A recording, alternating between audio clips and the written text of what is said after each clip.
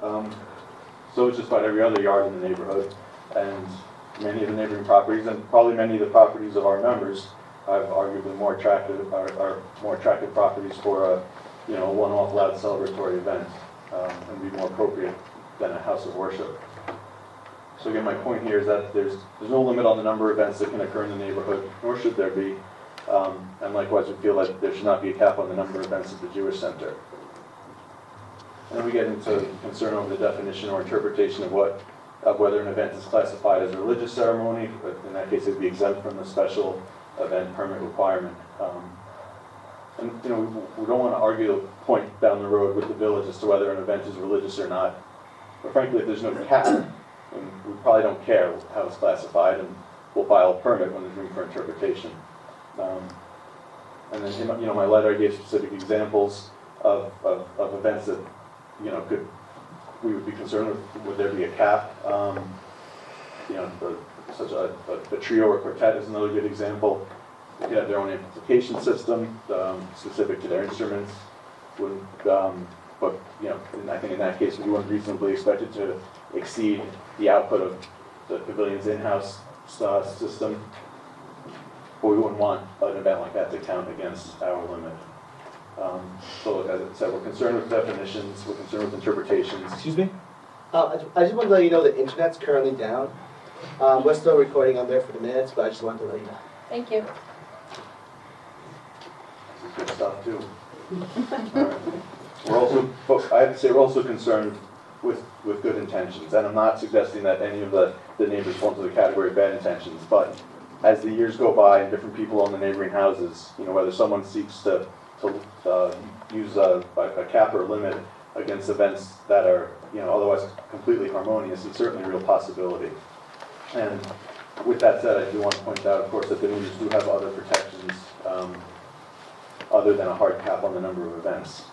As you know, the Jewish Center is committing to applying for a special permit for any non-religious event at the pavilion involving amplification other than the permanent amplification being sold at the pavilion. And obviously, if special events at the pavilion develop a track record of being unreasonably burdensome to the neighborhood, we fully expect that a permit for a potentially louder event would be denied.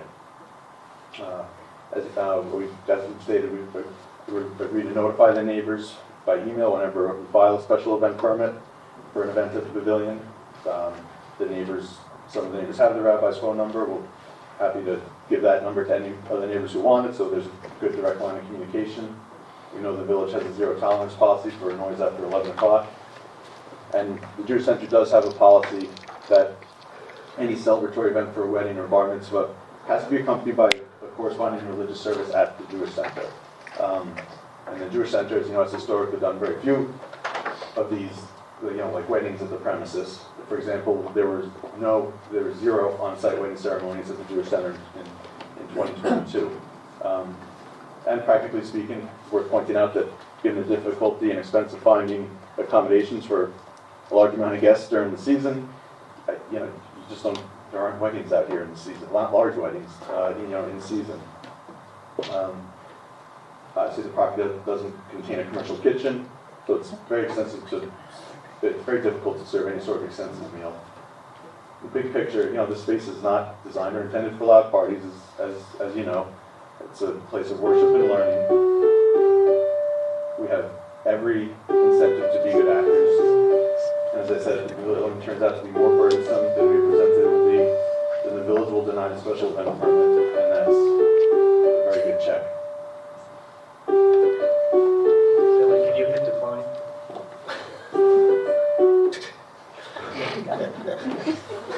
All these 10 just lost power.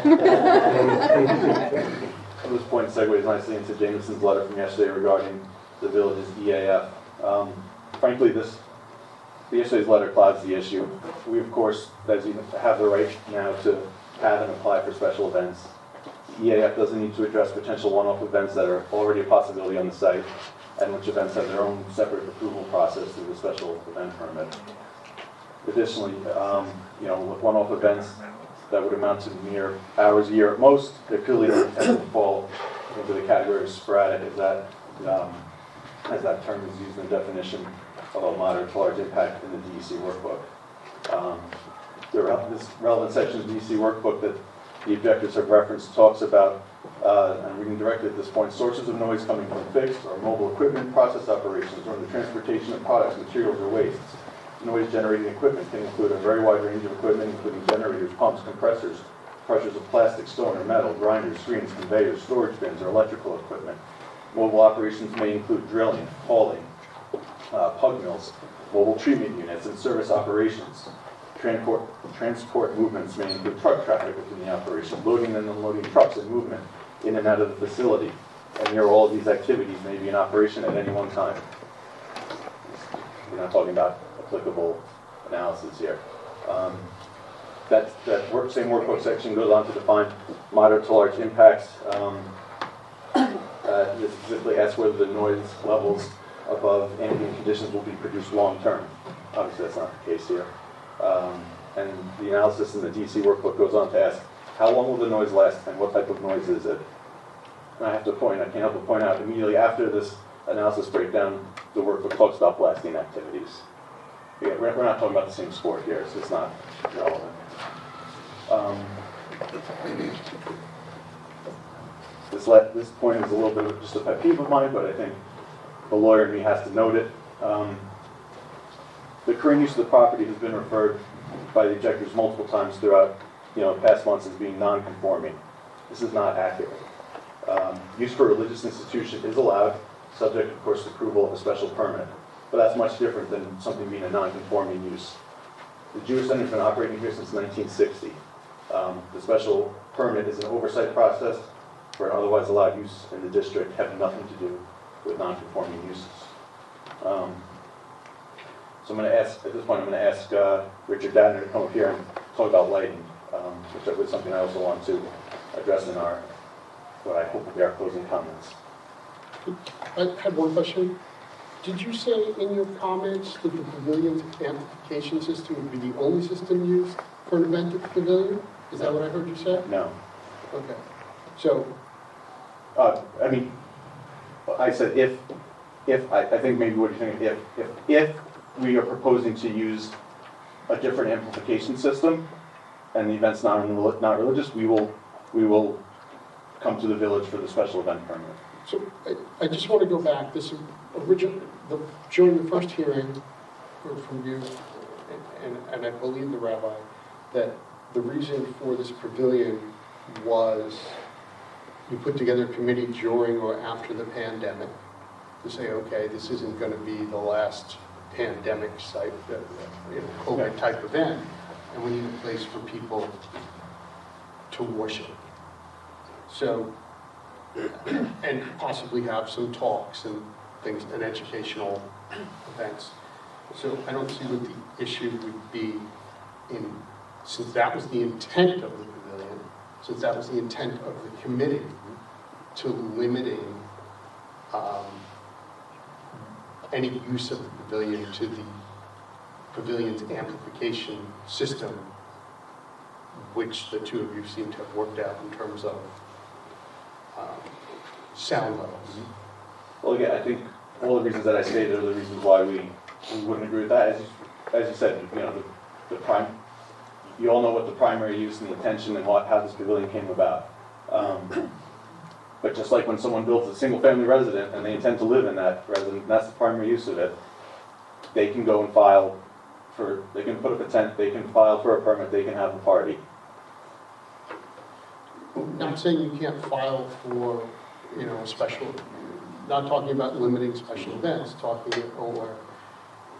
right now, if you have a special event, you file with the village, you put up a tent, right, for a wedding, bar mitzvah, etc. There's nothing that would prevent you from doing that in the future. So he's talking about specifically the intent of the pavilion,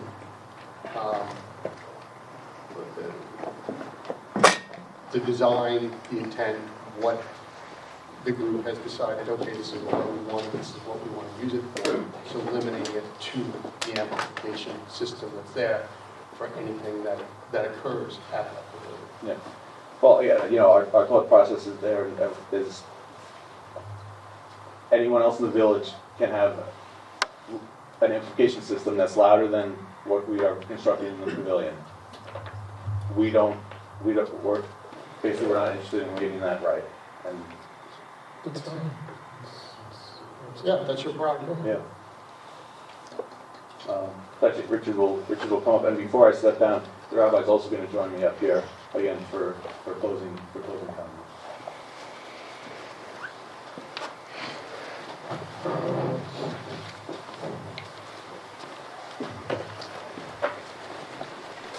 Raise your right hand, state your name and address for the record. Richard Bradner, 180 Cabrini Boulevard, New York, New York. Do you swear to tell the truth, the whole truth, and nothing but the truth? I do. Thank you. I'm here today to reassure the neighbors who are worried about lighting of the pavilion. And show you first just some technical drawings of the lighting, which I think we showed before. These are really small downlights.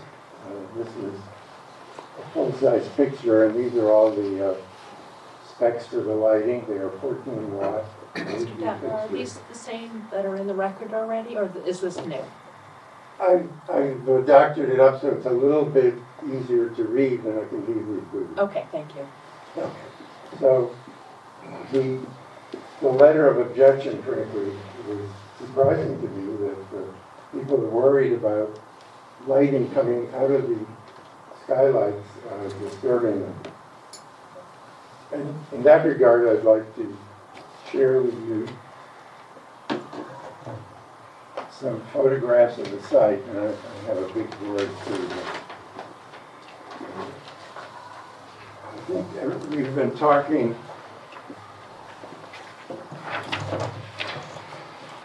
We've been talking about this site in a very abstract way.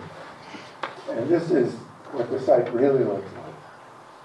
It's a Google Earth photograph, which I would just point out where we are. This is the Jewish Center on Route 27. We've inserted an image of what the pavilion would be located here. And then just going from the synagogue to the objecting neighbors who are here on Borden.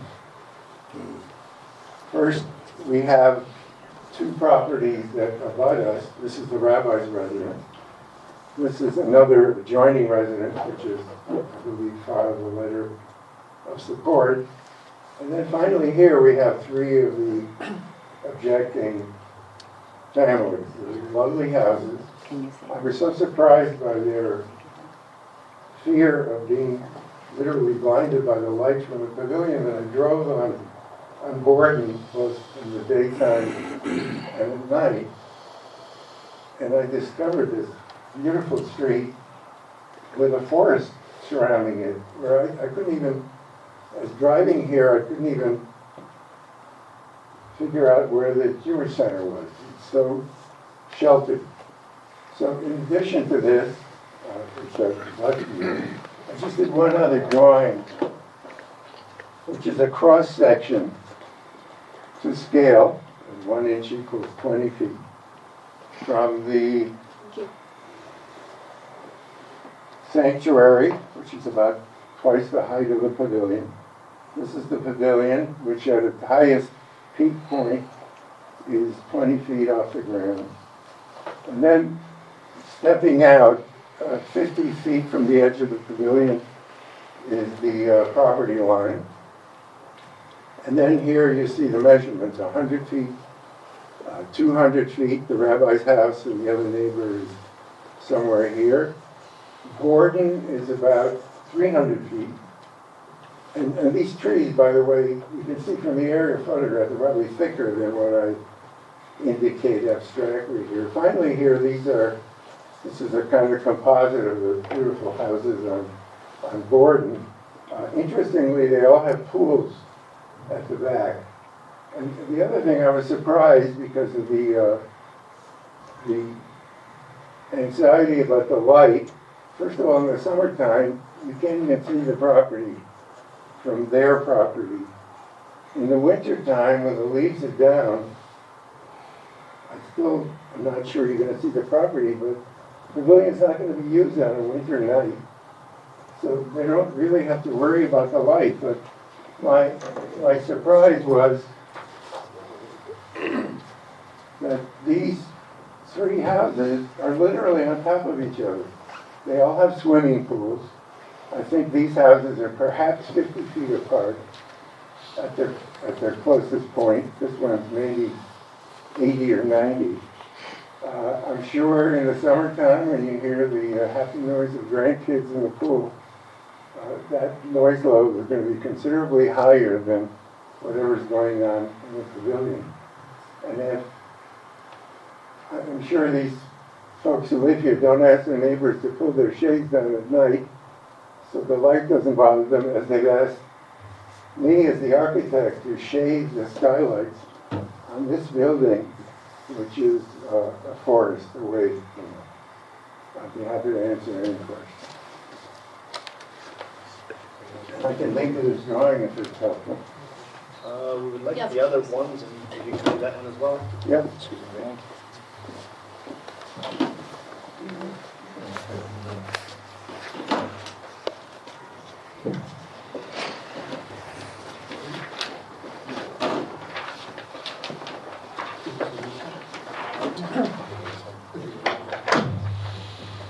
And to finish my comments, I'm going to ask the rabbi to say a few words.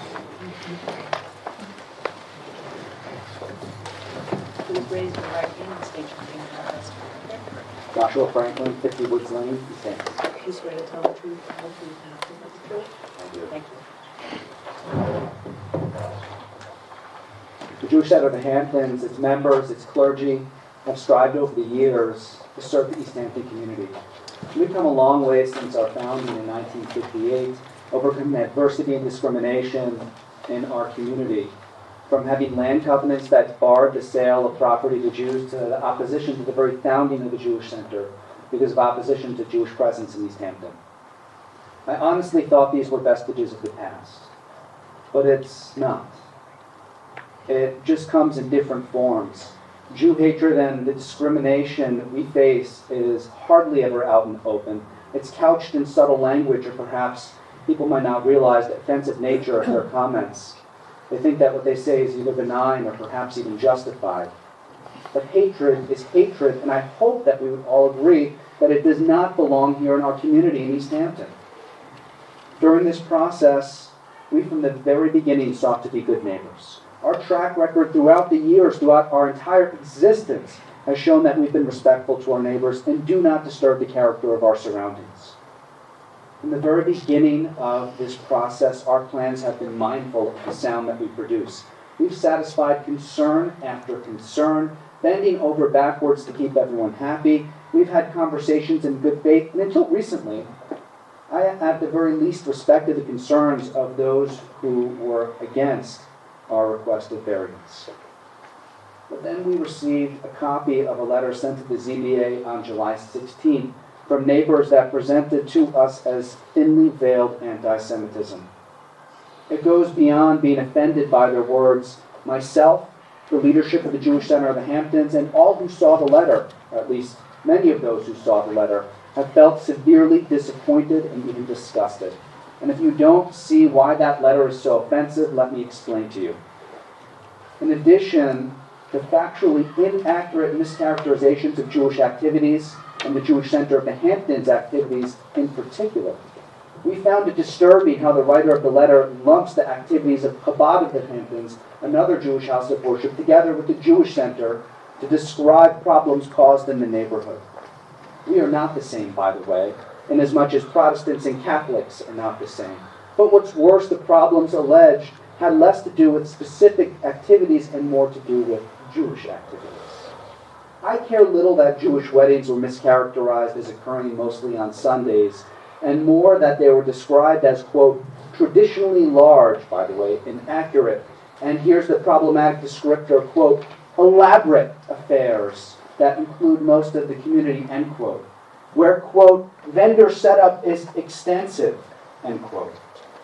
It's not only a mischaracterization, It perpetuates a stereotype that portrays the Jewish people as ostentatious, showy, or excessively focused on wealth and material displays. The stereotype has its roots in historical prejudices and negative stereotypes that have commonly been used to target and discriminate against Jewish communities. Using such language reinforces harmful generalizations about Jewish people, suggesting that our cultural practices are somehow excessive or extravagant in a negative way. It contributes to the broader narrative of portraying Jewish individuals as different or other, which has been a problem, which has been a common tactic in various forms of discrimination and persecutions throughout history. The Jewish Center of the Hamptons, it matters little that the author tried to frame his veiled Jew hatred by saying, quote, "These events were always lots of fun, delightfully celebratory," end quote. We take offense to, quote, "not in a quiet residential community." If you're still not seeing it, then I suggest that you go reread the letter and replace the word Jewish with black and see how it reads. Take note of the letter in support of the pavilion by the entire East Hampton clericus, our local body of interfaith clergy in East Hampton, and you'll understand that we serve the East Hampton community far beyond our members, far beyond the Jewish community. We serve East Hampton. Those signatories will tell you that every house of worship is in a quiet residential community in East Hampton. We've been here for over 60 years. We aren't asking for partiality. We're asking to be fairly treated. We ask that you see through the anti-Semitism when rendering your decision. Thank you. Thank you. Alex, do you have anything else? James? Good morning, good afternoon, everyone. My name is Smith Williams. Let's not write that letter. That's what he's referring to. And I want to restate, I'm here for my two clients, the Borden Lane neighbors. We've stated from the beginning that the reason we're here is to continue to be good neighbors and hopefully not be put in the position of down the line having to call the police or call code enforcement or, get in those types of situations later. So to the points that have already been mentioned, the Jewish Center sat with us a number of times. We've done a lot of work behind the scenes. That was all in good faith. We did have some very productive conversations, in my opinion, and we, appreciated their time. And also, Mike Roby from Crescendo, has been working with Tower Soundside people, and it seems like we've made some progress. So I'm going to read my notes here, but there's kind of a lot here and not much left. And at the same time, I don't want to miss anything. So as you know, and Alex stated, we have reached a substantial agreement with the decibel and base limit from the limiter, and that was all in Alex's letter, or letter on August 2nd, August 4th, mine on August 7th, referencing the Sound Sense acoustic memo. And then Alex went through some of it. We just had those few limited additional notes, and I do see that they submitted the specifications, which was helpful. We had already had those, and those were kind of the basis for the discussion, so we were just making sure that they were in the record and that those were the same ones that we were all looking at. So the Jewish Center doesn't want those same limits to apply in the case of those non-religious special events. Rather, they want to have the right to seek an unlimited number of special events by applying for the special event permits under Section 139, right, on an ongoing basis. We believe that the board should either disallow the use of the proposed pavilion for non-religious special events, including parties or receptions after religious services, using amplification other than the agreed upon installed system, which was the suggestion that was kind of just raised, or should limit the applicant to a set number of such special events. In one of our letters, we proposed one such non-religious special event in the high season between the start of Memorial Day weekend through Labor Day, and 2 such events in the remainder of the calendar year. But we just want to take one step back and just remind the board, the issue before you today is not necessarily special event permits, but the special permit use, right? For the construction of the pavilion under Chapter 278, which I just as an aside based on Alex's comments, the neighboring properties, which are residential uses in a residentially zoned neighborhood, don't require special permits to exist in that neighborhood. So there's the distinction in my opinion. This requires the board to look under 278. In 278, there's a standard whether the proposed use here, and not the intention of the use that was referred to,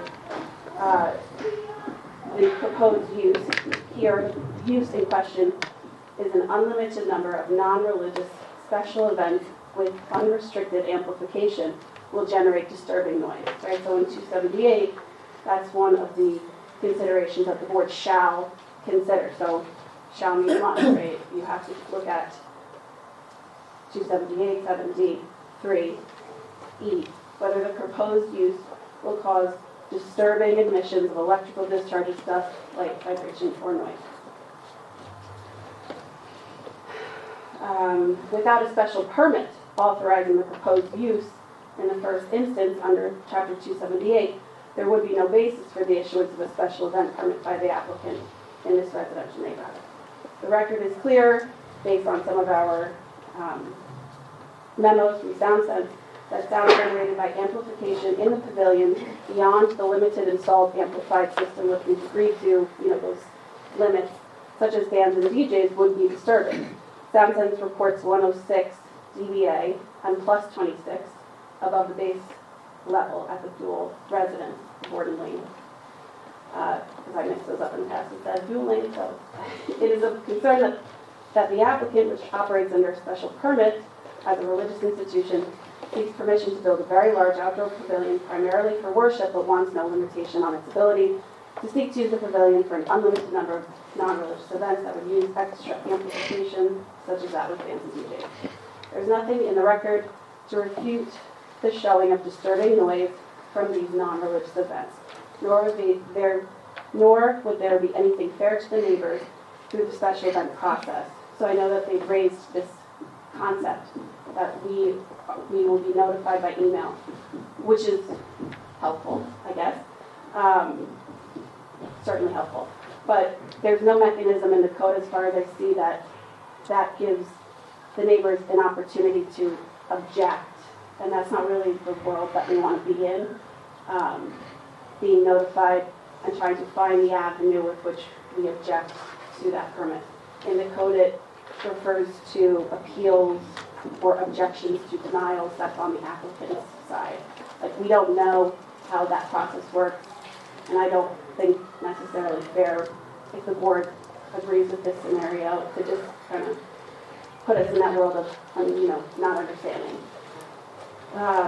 And kicking this down the road now to the village administrator to be the person to do this under Section 139 would not only create a basis for continued dissension, in our opinion, and strain the peaceful enjoyment of the residential neighborhood, as opposed to just can we work this out now and understand,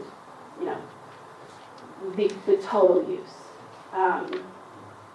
The events that the applicant has raised in the letter, baby naming, funeral receptions, afternoon special birthday parties, interfaith gatherings, in our opinion, seems to raise no issue here because it doesn't seem that they would need the extra amplification outside of the built-in system with a DJ or a band.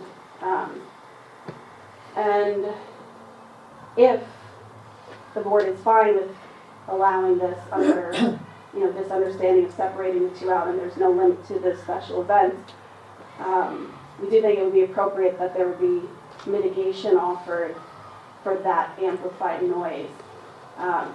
We haven't seen any. We know that there's a reference to the landscaping as sort of a visual buffer. We have our sound experts say that It doesn't offer any mitigation for acoustics.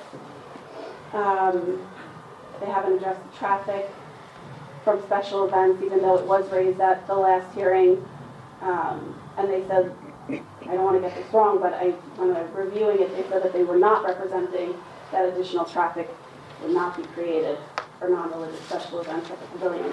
And that is another consideration under 278 that the board must give consideration to.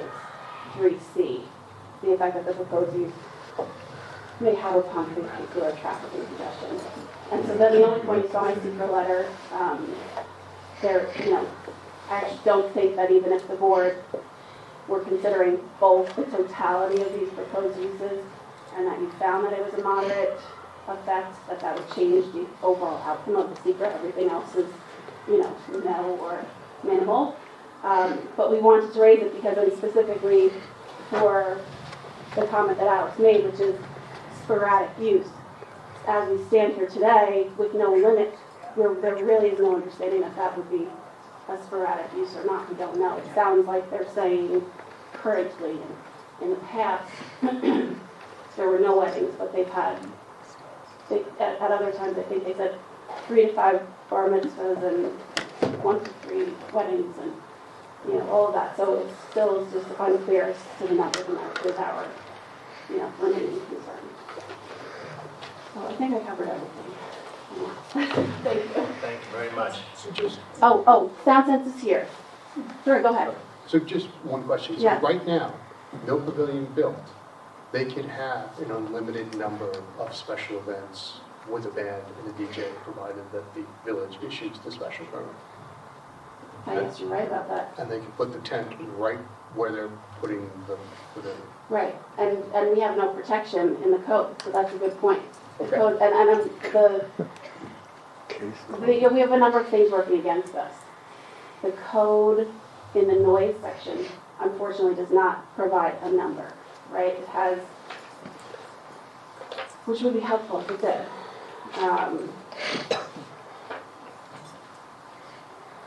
The following acts are declared to be loud, disturbing, and unnecessary noises in violation of the chapter. If it said 70, if it said 55, that would be helpful. It doesn't say that, but it does say the using operator permitting to be played, used or operated by any radio station, blah, blah, blah, blah, blah, in such manner as to disturb the peace, quiet, and comfort of the neighboring inhabitants, or at any time with louder volume than is necessary for convenient hearing for the person or persons who are in the room, vehicle or chamber, in which such machine is operated. It goes on. So a band or a, DJ with a sound system that's not limited seems to fit that would be, disturbing noise under this chapter. The special event permits, in my understanding of the code, does allow you, with permission of the village, to go beyond that. But here what we're saying is first, the village, the zoning board's obligation is to grant a special permit under 278, which additionally asks you to look at disturbing noise and whether the proposed use would create the disturbing noise. And also I wish that if in the special event permit section it had limits to the number of applications. It seems like, we're all contemplating that it's unlimited, so it is speculative, I understand that. Absolutely. Sound Sense is here. I submitted their memo, which we've agreed to, and then they have the additional memo regarding special events, so I don't know if you want them to. I think everybody get a chance to read the memo and Yeah. everything part of those. So my question is, does it have enough information, technical information to write up? They've come up with, I understand, some agreement among themselves. That's a private agreement, or are we including that as a condition to this? We're including that. Then I including need them to submit that to me, so both sides agree that this is the agreement, and this is what we are consenting to, and we're going to use this as a covenant that's part of this decision. Right, you guys have an agreement. Yeah, Well, I think we've already submitted it, but No, yeah, in the final form, so that it is to be included in whatever decision, if there's a condition. So I would say that what we sorry not to cut you No, off. no, go ahead. But not, I don't know if you want to say like 90% of it's agreed to, or the design specs are agreed to. There, as Jameson's letter from August 7th stated, there are a couple of points that they would like to add to the agreement. Specifically the requirement about, Sound Sense's control over, or their approval as a CO prerequisite, which we do not agree to. So I would say that we agree that the parameters that we've set forth in my August 4th letter, that's the parameters that we as the applicant are proposing. And we would happily see everything in my August 4th letter, be a condition of the approval of the CO or So however. you haven't come to an agreement, is what you're saying? I'm saying that what I proposed in my August 4th letter was that those aspects were agreed to, if I'm not mistaken. Every time I think that, I'm corrected. But regardless of whether they come to an agreement or not, I would say is irrelevant. What's relevant is that we as the applicant have proposed these specific limits.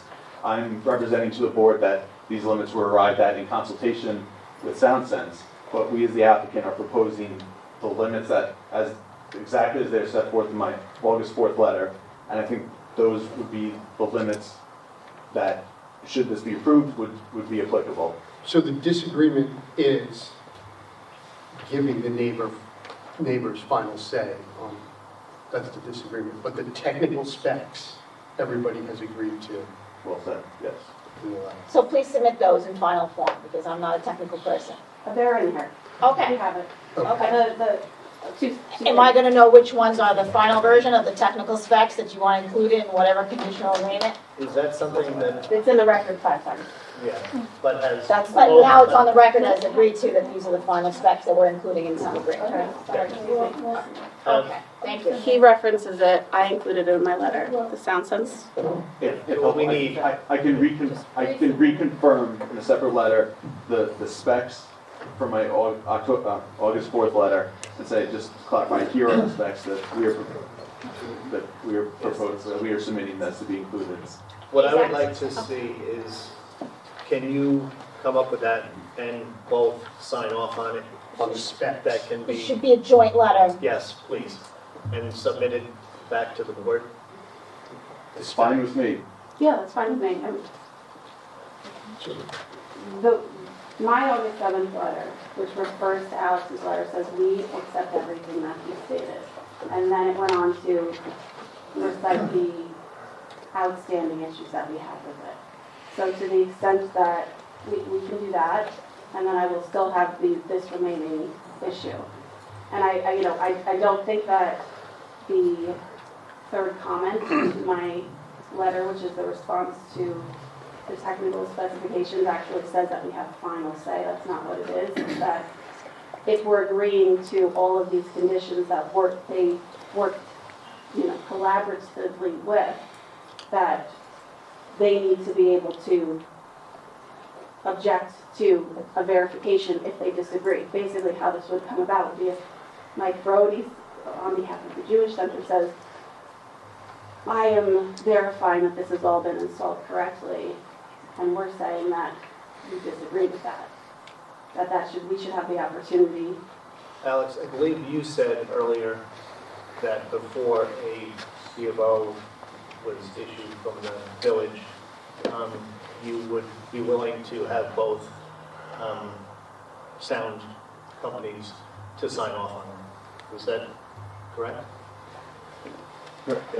Yeah, so I proposed in my August 4th letter that, as you said, so Sound Sense will be part of the whole install process, the limiter test setup, the testing afterwards. They'll be there lockstep with Crescendo.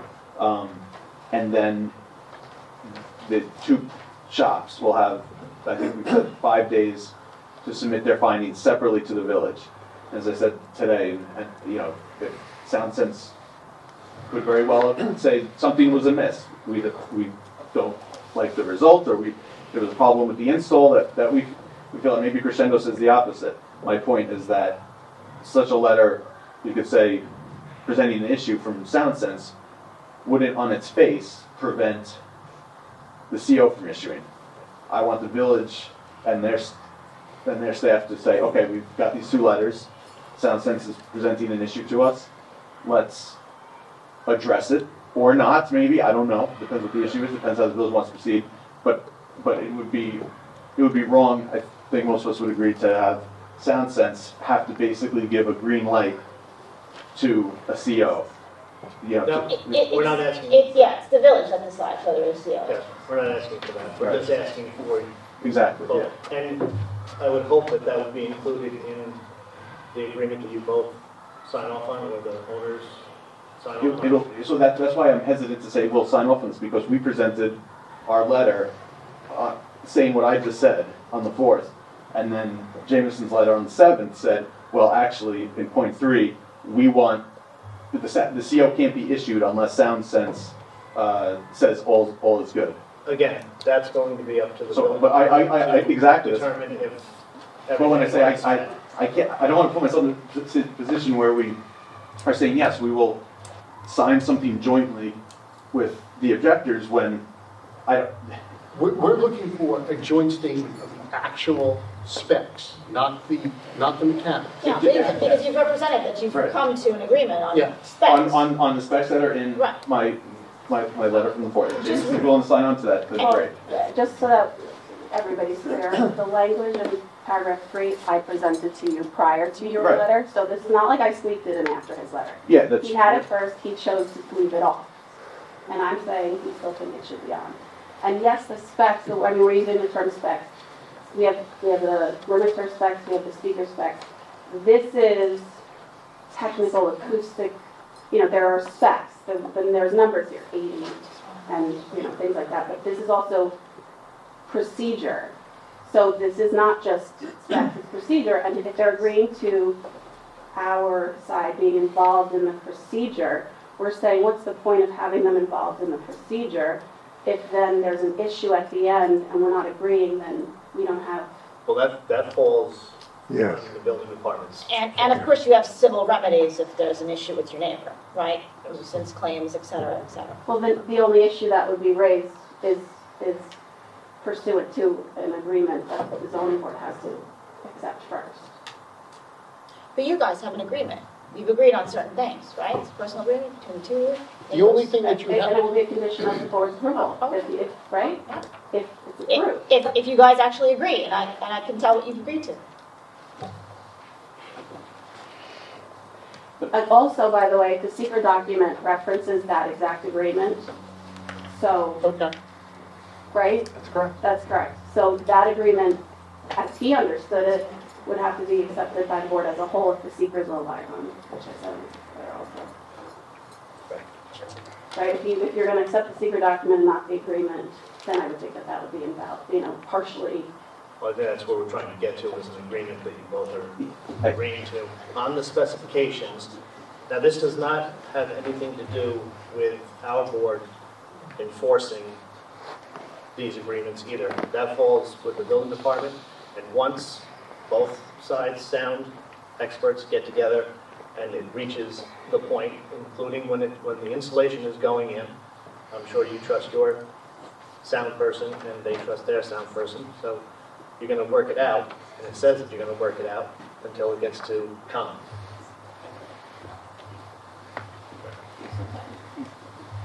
So my question, I'm sorry, Alex. Yeah, no If you want to problem. go. Yeah. So when you issued the secret, or when you did the draft secret issue,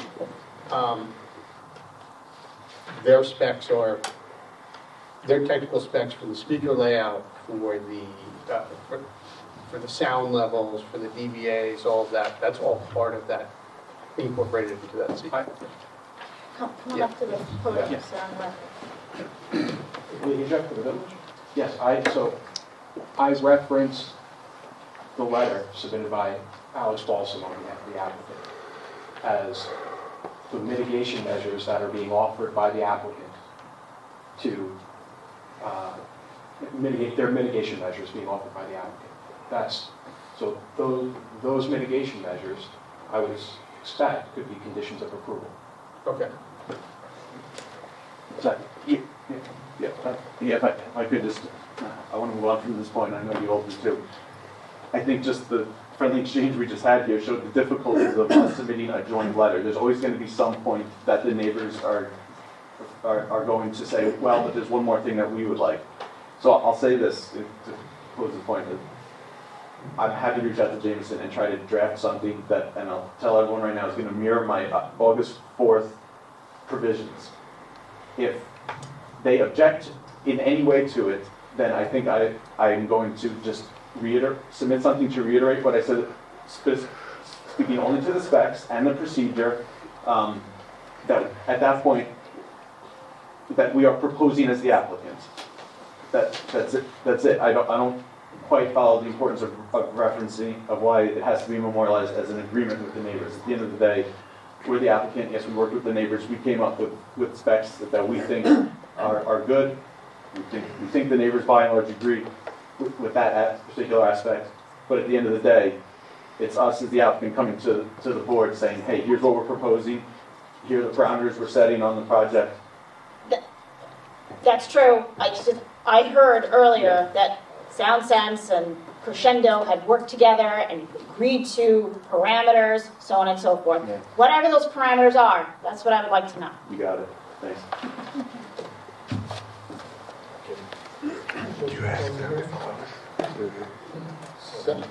Second? Wait. Want to check to see if there's more Comments? people. Is there anybody else that wanted to say anything? You may know we've heard from the neighbors multiple times.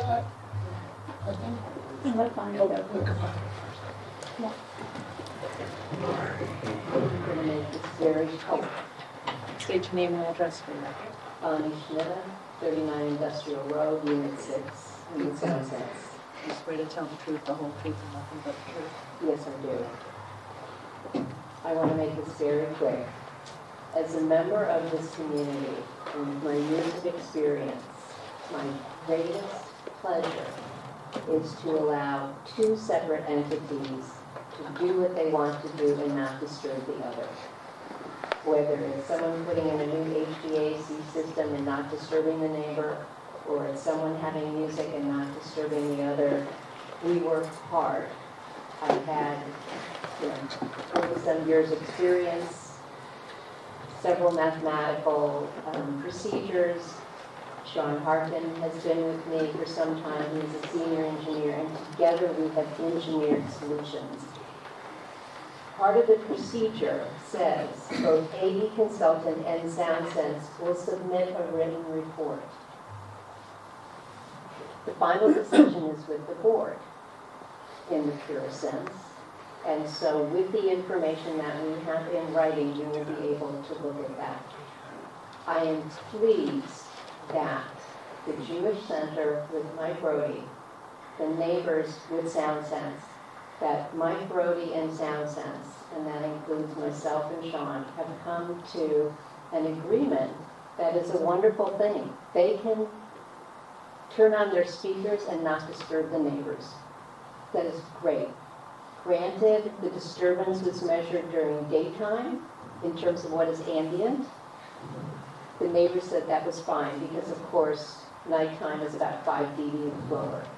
So I think this has come to a really beautiful spot as long as the speakers are used. The issue here remains outstanding is special events that do not include the speaker system. And the reason that I brought that up is because normally we are brought in when the situation is about to happen and we engineer some type of a barrier system or whatever, so they can do what they want to and not disturb the neighbors.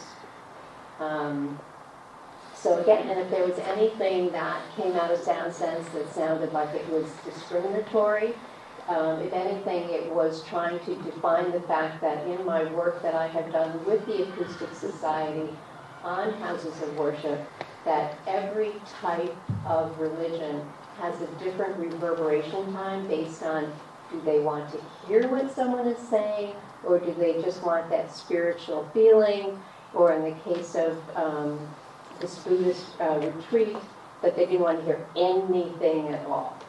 So within the synagogues, we usually have a slightly lower reverberation time for purity of tone, that you can actually hear the chants. And that's really it for me. I'm here to answer any questions, and the only thought I had is if you would like us to do, and this is not calibrated, it's going to be seat of the pants and quick as possible, would you like us to demonstrate the difference between what would be received with the existing limiter versus the extra 26 dB? Would you like us to do a quick demonstration? Maybe a demonstration? No. No? Okay. Okay. There we go. Thank you so much. I think there was one other gentleman that wanted to speak.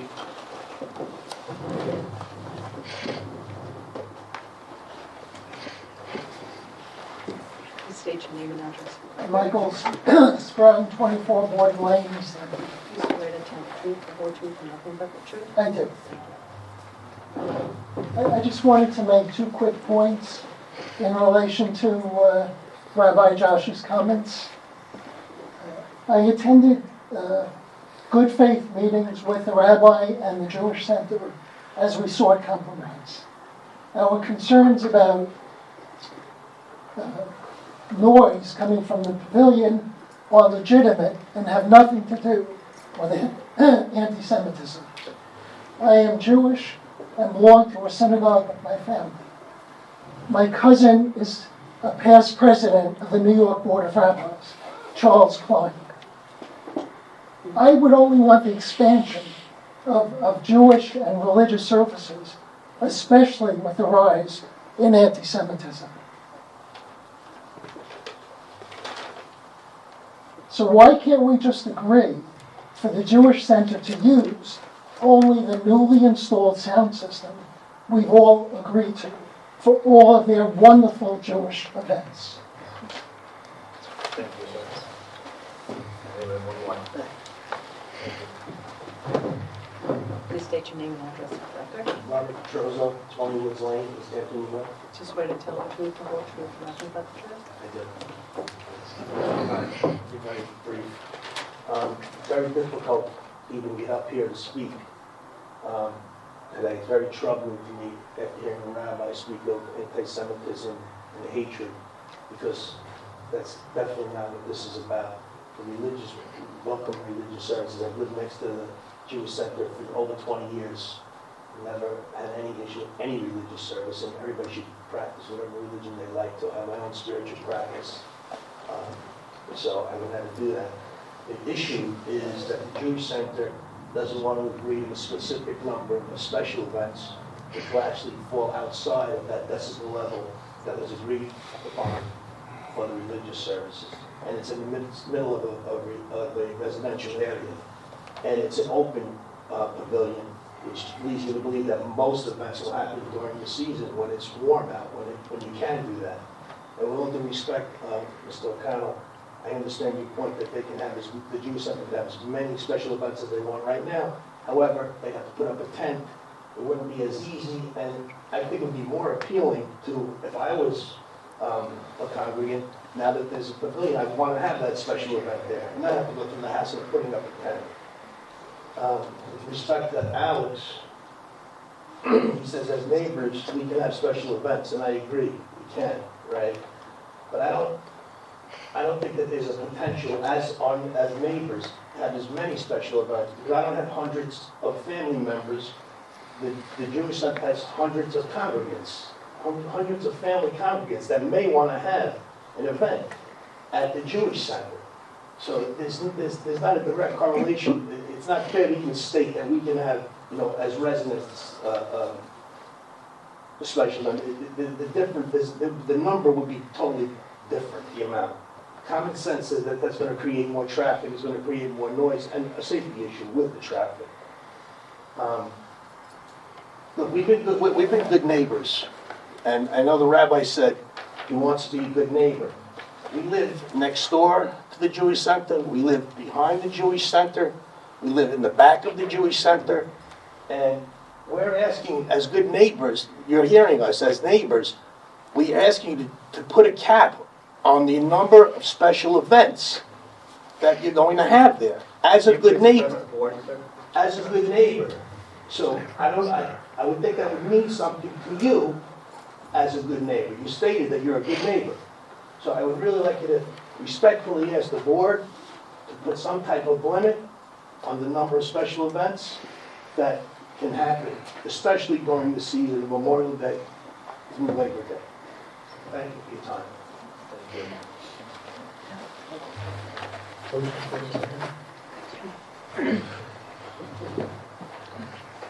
Are you okay with that? Yeah, Second? sorry, to close subject to our delivery to Lisa. I'm gonna- I'll Yeah, get to got it, thanks. Are you good with it? I'm good. So I would look to close the hearing, also waiting for the agreement between, There are only the specs, apparently there's not an agreement. agreement on the specs, Yes. yes. And then, can we give them a time limit? I How could do a much do you timer. Two, 2 weeks? 2 weeks, is that adequate? Yep. Is that okay with you, Jameson? Yes. Okay. I would ask that we receive that within 2 weeks, and then, like I said, we'll close the hearing and move on. Great. So, all in favor of closing the hearing? Aye. Thank you.